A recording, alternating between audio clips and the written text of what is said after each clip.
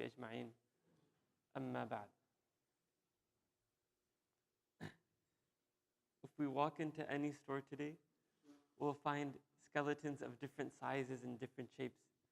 And you'll find people who dress their kids as zombies or as goblins.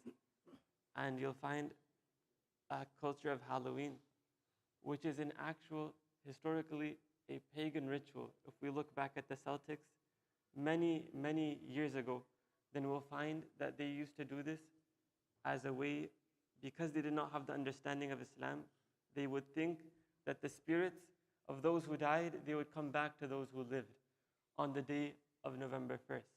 And Pope Gregory III, he then made this a festival called Sohen. And then later on, this turned into a culture when these people traveled to America, where people who were afraid to stand before the concept of death because they didn't have any purpose in their life. And so they then made it as a source of entertainment. And that's what we find. We find anti-aging products and hospitals that have the deceased hide behind closed doors. And we have retirement communities to hide the elderly.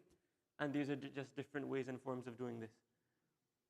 The Muslimun, they have a way of understanding death as a means of something that is inevitable, it is transformative, and it is a real reality.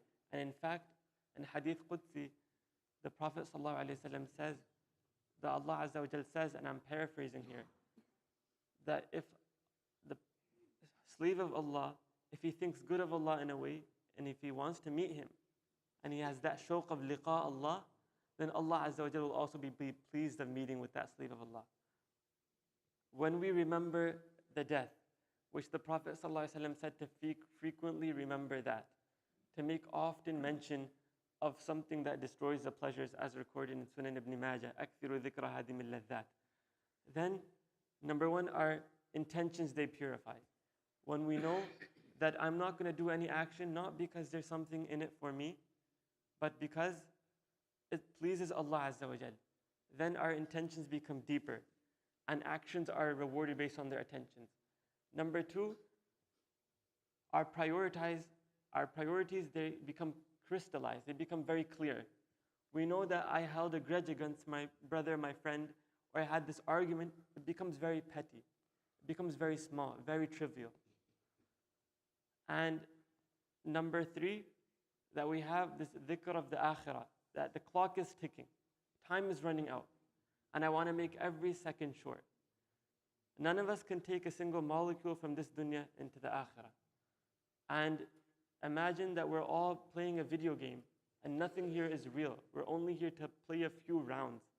We're only an avatar that we cannot respawn. And after that, the game will shut down, the video game will close. Think of it as a board game with all different pieces on the board.